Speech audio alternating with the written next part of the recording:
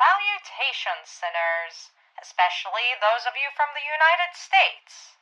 Since it is July 4th, today I will be reading the Declaration of Independence. In Congress, July 4th, 1776, the unanimous Declaration of the 13 United States of America. When in the course of human events it becomes necessary for one people to dissolve the political bands which have connected them with another, and to assume among the powers of the earth the separate and equal station to which the laws of nature and of nature's God entitle them, a decent respect to the opinions of mankind requires that they should declare the causes which impel them to the separation. We hold these truths to be self-evident, that all men are created equal, that they are endowed by their Creator with certain unalienable rights, that among these are life, liberty, and the pursuit of happiness, that to secure these rights, governments are instituted among men deriving their just powers from the consent of the governed, that, whenever any form of government becomes destructive of these ends, it is the right of the people to alter or to abolish it, and to institute new governments laying its foundation on such principles and organizing its power in such form as to them shall seem most likely to affect their safety and happiness. Prudence, indeed, will dictate that governments long established should not be changed for light and transient causes, and, accordingly, all experience hath shown that mankind are more disposed to suffer, while evils are sufferable, than to right themselves by abolishing the forms to which they are accustomed. But, when a long train of abuses and usurpations, pursuing invariably the same object, evinces a design to reduce them under absolute despotism, it is their right, it is their duty, to throw off such government and to provide new guards for their future security. Such has been the patient sufferance of these colonies, and such is now the necessity which constrains them to alter their former systems of government. The history of the present King of Great Britain is a history of repeated injuries and usurpations, all having in direct object the establishment of an absolute tyranny over these states.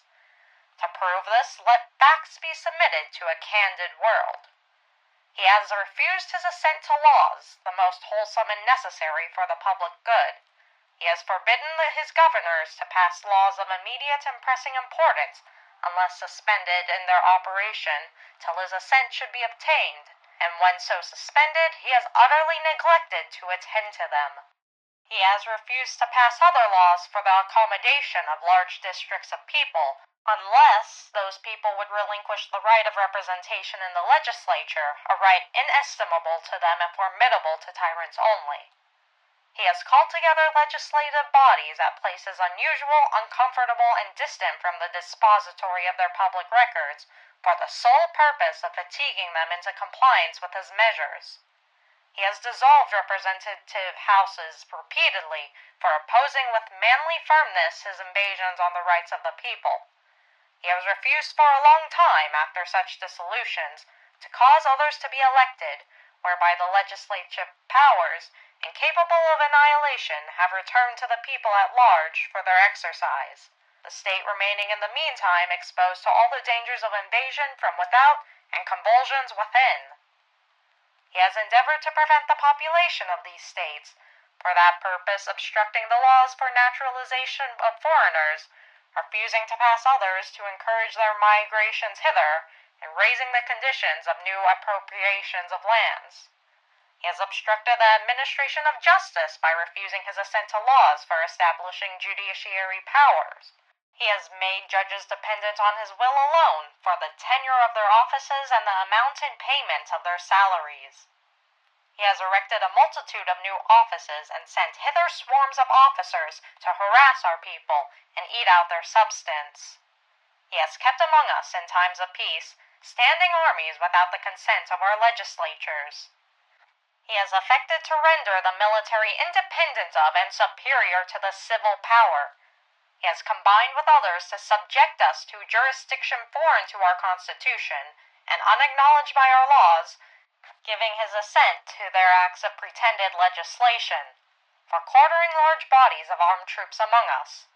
for protecting them by a mock trial from punishment for any murders which they should commit on the inhabitants of these states, for cutting off our trade with all parts of the world, for imposing taxes on us without our consent, for depriving us in many cases of the benefits of trial by jury, for transporting us beyond seas to be tried for pretended offenses, for abolishing the free system of English laws in a neighboring province, establishing therein an arbitrary government, and enlarging its boundaries so as to render it at once an example and fit instrument for introducing the same absolute rule into these colonies, for taking away our charters, abolishing our most valuable laws, and altering fundamentally the forms of our governments, for suspending our own legislatures and declaring themselves invested with power to legislate for us in all cases whatsoever.